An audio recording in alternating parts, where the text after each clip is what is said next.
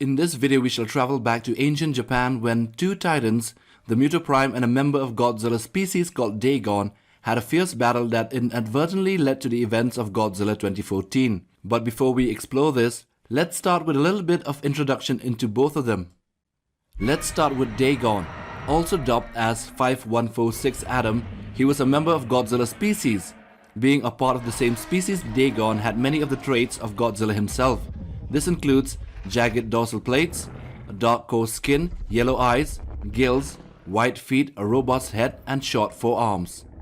Dagon was a bit shorter and maybe less heavier than Godzilla from 2014, so let us assume that it was around 340 feet tall and 500 feet long, weighing 80,000 tons.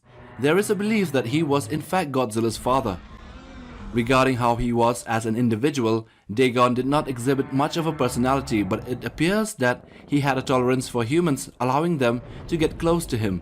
The same as the G-Man, he was extremely durable and had a lot of stamina as well as the iconic atomic breath. So let us go into the other corner, the MUTO Prime, also dubbed as Titanus Jinshin-Mushi or simply Jinshin-Mushi. It was a gigantic, parasitic daikaiju that appears in a 2019 graphic novel, Godzilla Aftershock. The ancient Japanese gave her the name Jinshin-Mushi or the earthquake beetle due to her ability to create earthquakes and her beetle-like appearance. Monarch names her the MUTO Prime because she was larger and more powerful than the regular MUTOs. The MUTO Prime was significantly larger than the regular female MUTO and had a hardened outer shell covered with razor-sharp back spires, large clawed forelimbs covered in orange scales, as well as several smaller pairs of forelimbs protruding from her abdomen. Prime's jaws are more defined along with larger and sharper mandibles. Her exoskeleton is metallic black in color, and she possesses two red visor-like eyes. And protruding from the orifices of her skull are four arrow-shaped ovipositors with an orange bioluminescent hue.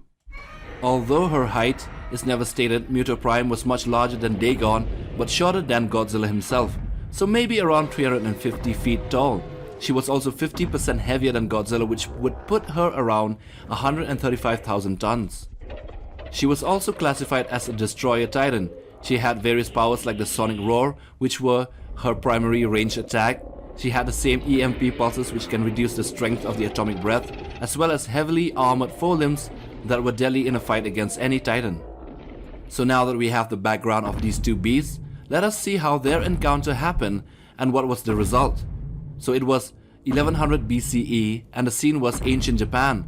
There were ancient human colonies that broke off from the prehistoric civilization that was destroyed after the war with the Titans. Dagon, which had been tailing the smaller MUTOs and might have killed quite a few of them, resurfaced by the shores of some unknown Japanese islands. Standing tall as an alpha titan, he was a sight to behold to the people living there. Distraught by the death of her offsprings, and unknown to Dagon, the MUTO Prime was stalking him, waiting for a chance to pounce out of revenge and make mincemeat out of him. But it knew that this fight would mean life or death for either one of them. But the bell has rung, and the duel cannot be cancelled.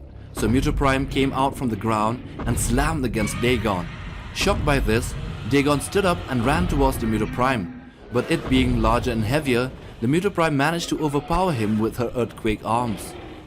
Dagon then managed to charge up his dorsal plates and shoot an atomic breath at Prime, but due to her powerful EMP, it was a weak flame that came out, and even at that, it managed to get her off of him. Now both of them stood up again and roared at each other, and at this moment Dagon was again charging up his atomic breath, but the Prime was faster at it, delivering her ultimate attack, the sonic roar, that broke a few of the plates on Dagon's back. Now this brought Dagon back to the ground, and as he tried to stand up, Prime stomped on him with her huge arms and took the opportunity to inject him with her ovipositors, laying a couple of spores inside his body. This left Dagon unconscious for a while, and with the task done, the MUTO Prime retreated back into her hole and went underground, never to be seen again for more than 3,000 years until 2014. So yeah, that was it, the battle between Dagon and MUTO Prime. Although he managed to survive the battle, he was doomed as the MUTO spores slowly killed him from inside, feeding off of his radioactive blood.